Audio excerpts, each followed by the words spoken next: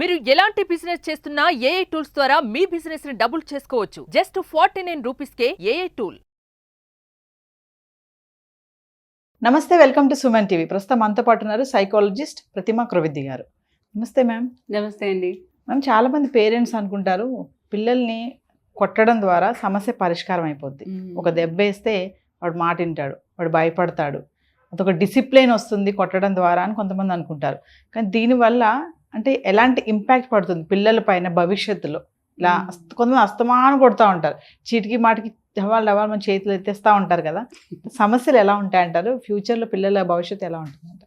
సమస్యలన్నీ తీరిపోతే అసలు అంత కోపం ఎందుకు వస్తుందో నాకు పేరెంట్స్కి అర్థం కాదు. ఫస్ట్ ఆఫ్ ఆల్ వాళ్ళకే కంట్రోల్ ఉన్నప్పుడు పిల్లలకి కంట్రోల్ ఎక్కడ ఉంటుందమ్మా? వాళ్ళు ఇది చేయకూడదు, అది చేయకూడదు అనేసి మనం రిస్ట్రిక్షన్స్ పెడుతూ ఉంటాం కదా.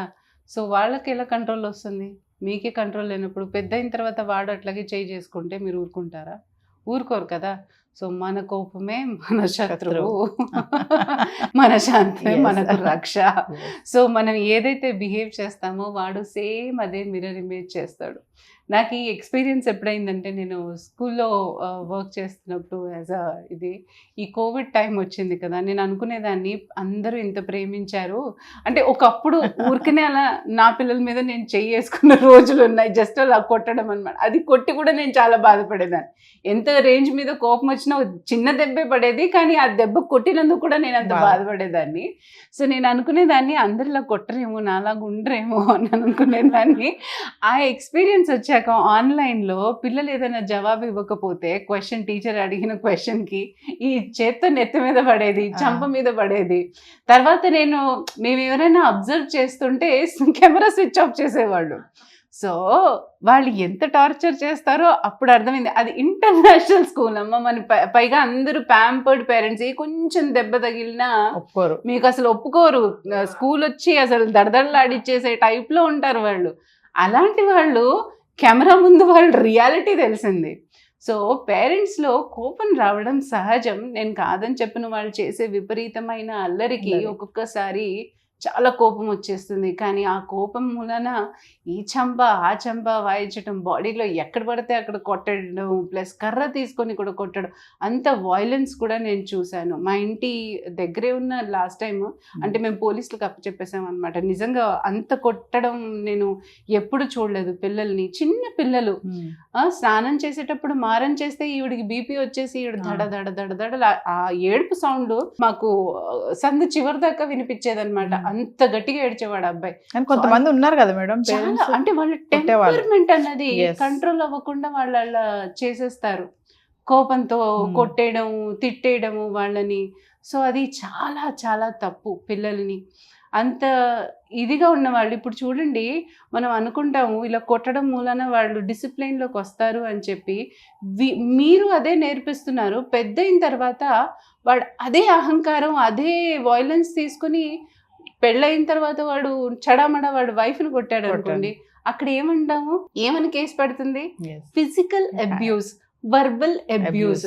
అంటే వీళ్ళు చేసేది ఏంటి ఇక్కడ? చిన్నపిల్లల్ని లెక్కని చిన్నపిల్లలకి నిజంగా ఊహొచ్చుంటే వీళ్ళు కూడా కేసులు పెట్టేవాళ్ళేమో కదా. ఈ సిస్టమ్ అనేది మన అమెరికాలో ఉంటుంది కదా. అంటే ఏదైనా వైలెన్స్ చేస్తే పిల్లలకి రైట్స్ ఇచ్చేస్తారు, వాళ్ళు కాల్ చేసేయచ్చు హెల్ప్ లైన్కి. అలా అనుకుంటే మన ఇండియాలో 40 to 50% ఆఫ్ పాపులేషన్ మీద కేసులు ఉంటాయమ్మా. అదైతే గ్యారంటీ. ఎందుకంటే ఇక్కడ టెంపర్మెంట్ కంట్రోల్స్ అనేది ఉండదు. అఫ్ కోర్స్ అక్కడ ఇంకో ఎక్స్ట్రీమ్ పేరెంట్స్, ఇక్కడ ఇంకో ఎక్స్ట్రీమ్. ఇక్కడ చాలా అబ్యూజివ్ వర్డ్స్ కూడా మాట్లాడడం, అంటే బూతులు తిట్టడం పిల్లల్ని చాలా చూశాను. అండ్ ఇక్కడ వాళ్ళు అక్కడికి వెళ్ళి కూడా బూతులు తిడుతూ ఉంటారు. ఆ కేసులు కూడా వచ్చాయి నాకు. సో ఈ వర్బల్ అబ్యూజ్ అన్నది అండ్ ఫిజికల్ అబ్యూజ్ అన్నది చాలా చేస్తూ ఉంటారు. ఎందుకు వాళ్ళు మళ్ళీ తిరిగి కొట్టే శక్తి ఉండదనా? మన ఏమంటారు, మన పెద్దరికాన్ని అంతా మనం అలా చూపిస్తే ఎలాగా? మనలో సహనం, మనం ఒక రోల్ మోడల్స్ వాళ్ళకి కదా. సో అది కాకుండా మీరు ఇంత వైలెన్స్ చేస్తే పిల్లలు ఎలా తట్టుకోగలరు? నిజంగా మారుస్తాము, డిసిప్లైన్లో తీసుకొస్తాము పిల్లలని అని అన్నప్పుడు నిజంగా ఆ లెక్కన మనం పెద్ద పెద్ద క్రిమినల్స్ని వదిలేస్తున్నాము. రేప్ చేసిన వాళ్ళని, మర్డర్లు చేసిన వాళ్ళని, చేసిన వాళ్ళని మరి కొట్టి కొట్టి చేసే సమాజం అంత బాగుపడుతుంది కదా. ఎక్కడ పడుతుంది? కొడితే డిసిప్లిన్ వస్తుందని అంటే ఎంతో మందిని మార్చవచ్చు. మరి ఈ చిన్న పిల్లల మీద ఎందుకమ్మా అంత ఇది వాళ్ళకి? సో అంత అసలు అలా అబ్యూస్ చేయకూడదు. నేను అంటాను పేరెంట్స్ కూడా కొంచెం కాషియస్గా ఉండాలి వాళ్ళతో.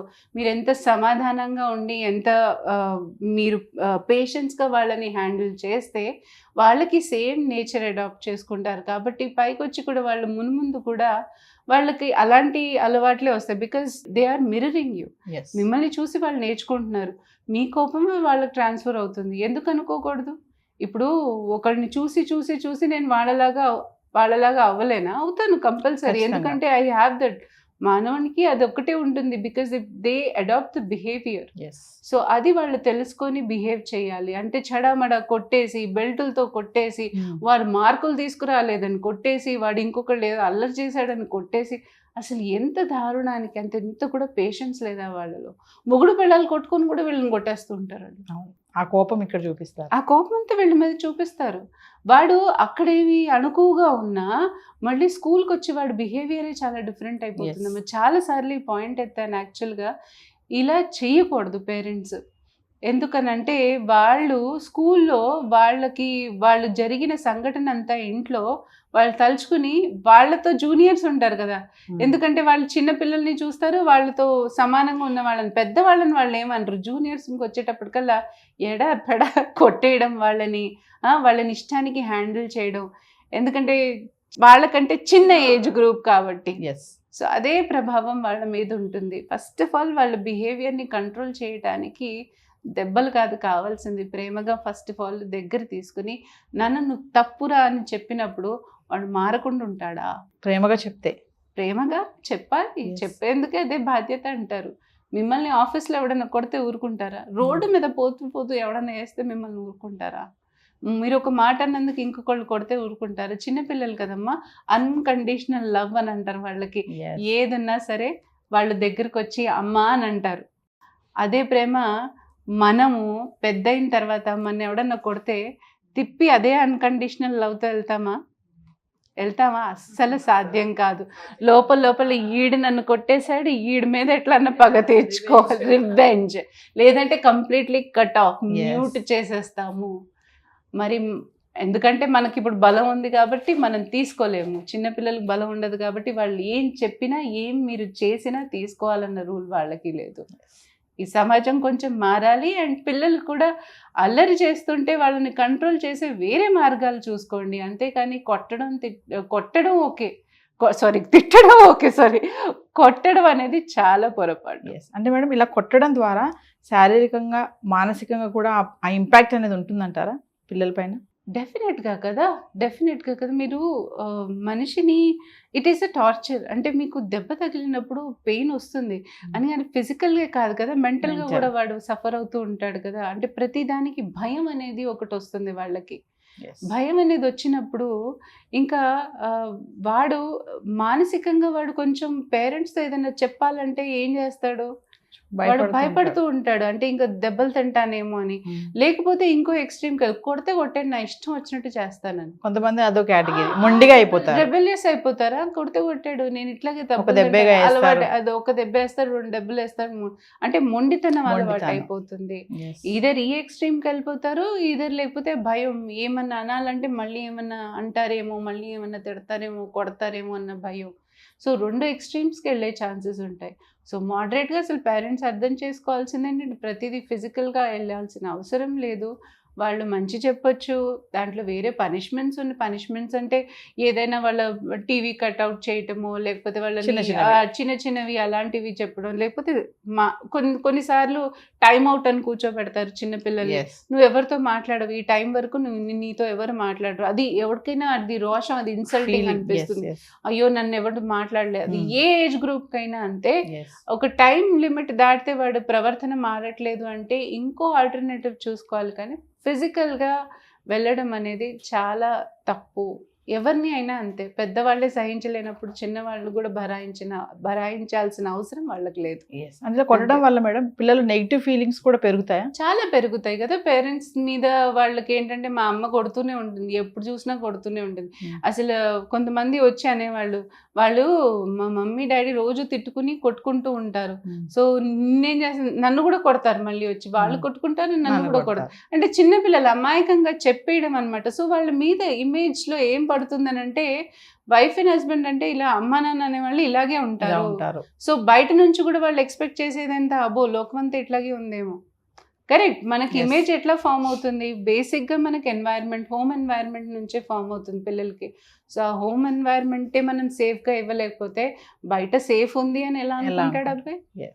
మనం ఏదిస్తే అదే కదా. సో ఆ సేఫ్ అండ్ సెక్యూరిటీ వాడికి ఉండదు. బయటకు వస్తే కూడా కొంచెం వచ్చినా వాడు తట్టుకోలేదు, వాడే వేస్తాడు జనాల్ని, అంతే కదా. సో ఇప్పుడు జరుగుతున్నది అంతా చూస్తూనే ఉన్నారు కదా మీరు. సో ఆ కోపం, ఆ ఆవేశం ఆపుకోకుండా పిల్లలు, యాక్చువల్లీ మీరు టీనేజర్స్లో చాలా గమనిస్తారు వాళ్ళని. టీనేజర్స్లో అస్సలు యుద్ధాలు జరుగుతాయి, అసలు కాలేజెస్లో చూడాలి మీరు, అసలు ఆపడానికి కూడా కష్టం వాళ్ళని. ఒకరికొకళ్ళు దీని మీద కొట్టుకుంటారో తెలియదు, కానీ ఎమోషనల్గా అస్సలు స్టెబిలిటీ లేదు. ఎమోషనల్ ఇంటెలిజెన్స్ అనేది వాళ్ళు పట్టించుకోరు, మేనేజ్మెంట్లు పట్టించుకోరు. కనీసం వాళ్ళని దీంట్లో డెవలప్ చేయాలి, వీళ్ళల్లో ఆ మార్పులు తీసుకురావాలి, ఎమోషనల్గా వాళ్ళు ఎంత కంట్రోల్గా ఉండాలి అన్నది పేరెంట్స్కి గైడెన్స్ ఇవ్వాలి, అలా అవేర్నెస్ వాళ్ళని కూడా పెంచాలి. సో బేసిక్గా ఇదేంటంటే ఫిజికల్గా వాళ్ళు వైలెన్స్ అయినప్పుడు అది స్టాప్ చేయటానికి ఈవెన్ అందరూ, ఐ మీన్ టు సే కంప్లీట్గా మనం ముందుకు వెళ్తే తప్ప వాళ్ళు అంటే ఫ్యూచర్లో కూడా వాళ్ళు ఆపే ఛాన్సెస్ మాత్రం ఉండదు. ఇంకా ఎక్కువ అవుతుంది తప్ప ఈ నేచర్ అది తగ్గే ఛాన్సెస్ అయితే ఉండదు. అందుకే I mean after marriage you see them పెళ్ళాలని కొట్టడము, అబ్యూజివ్గా మాట్లాడడము, ఇవన్నీ ఎక్కడో క్యారీ ఫార్వర్డ్ అవ్వదు. వాళ్ళ వెనక్కి తిరిగి చూస్తే వాళ్ళ తల్లిదండ్రులు కూడా సేమ్ చేసి ఉంటారు, లేదా వాడు ఎక్కడైనా రిలేటివ్స్లో కూడా చూసి ఉంటాడు. సో చూసి చూసి చూసి వాడికి ఒక ప్యాటర్న్ అలవాటు అయిపోతుంది దీంట్లో, బ్రెయిన్లో. ఇలాగే ఉండాలి, డామినేటింగ్ ఉండాలి, ఇలాగే కంట్రోల్ చేయాలి. Control, first of all control, మనుషుల్ని కంట్రోల్ చేసేది ఇదే విధం. సో ఆ కంట్రోల్ ఎప్పుడైతే వాడికి ఆ వర్డ్ అలా స్టిక్ అవుతూ ఉంటుందో ఫిజికల్గానే వాడు చేస్తూ ఉంటాడు అనమాట. సో అది బేసిక్గా. థ్యాంక్ యూ అండి.